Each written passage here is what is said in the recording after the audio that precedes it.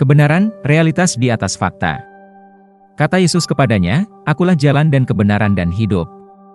Tidak ada seorang pun yang datang kepada Bapa, kalau tidak melalui aku." Yohanes 14 ayat 6. Jika engkau tidak mengenal Yesus, engkau tidak akan pernah mengetahui dan menemukan kebenaran.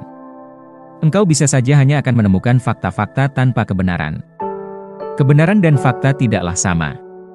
Fakta adalah pernyataan sensorik yang memverifikasi informasi mengenai sesuatu yang ada atau yang pernah terjadi. Sedangkan kebenaran, di sisi lain, adalah realitas di atas semua nalar. Menurut Injil, firman Tuhan adalah kebenaran, realitas, kuduskanlah mereka dalam kebenaran. Firman-Mu adalah kebenaran, Yohanes 17 ayat 17. Kebenaran adalah peneguhan dari apa yang Allah katakan mengenai kondisi, atau situasi, atau keadaan apapun yang terjadi. Kebenaran adalah hukum ilahi.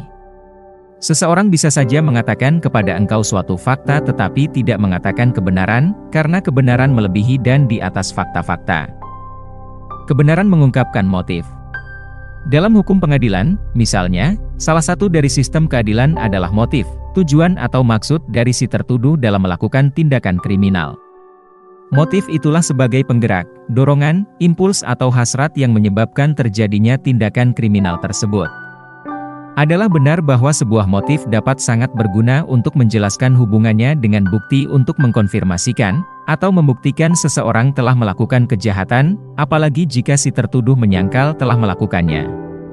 Namun seringkali, sistem keadilan ini tidak bisa diandalkan, karena telah banyak salah menilai dan menghukum orang yang tidak bersalah, karena mereka berurusan terutama dengan fakta-fakta.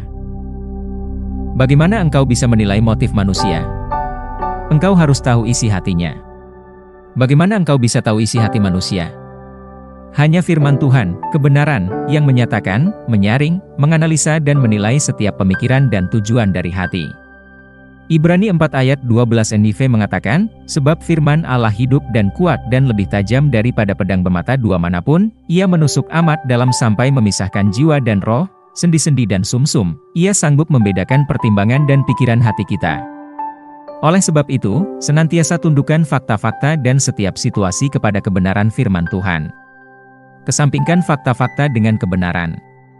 Misalnya, tidak peduli fakta hasil dari diagnosa dokter mengenai kesehatanmu. Kebenarannya adalah engkau memiliki hidup ilahi, oleh sebab itu, kesehatan ilahi adalah sifat alamiahmu di dalam Kristus. Sakit, penyakit dan kelemahan tidak memiliki tempat di dalam tubuhmu. Haleluya! Kebenaran lebih besar dari fakta. Hiduplah di dalam dan oleh kebenaran Tuhan hari ini dan setiap hari. Amin. Mari kita berdoa. Firman Tuhan adalah hidupku, dan kebenaran yang aku hidupi hari ini dan setiap hari.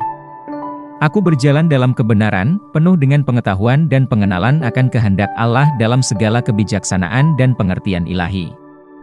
Aku berjalan dalam kuasa melawan ketakutan, penyakit, kemiskinan dan kematian, dalam nama Yesus. Amin.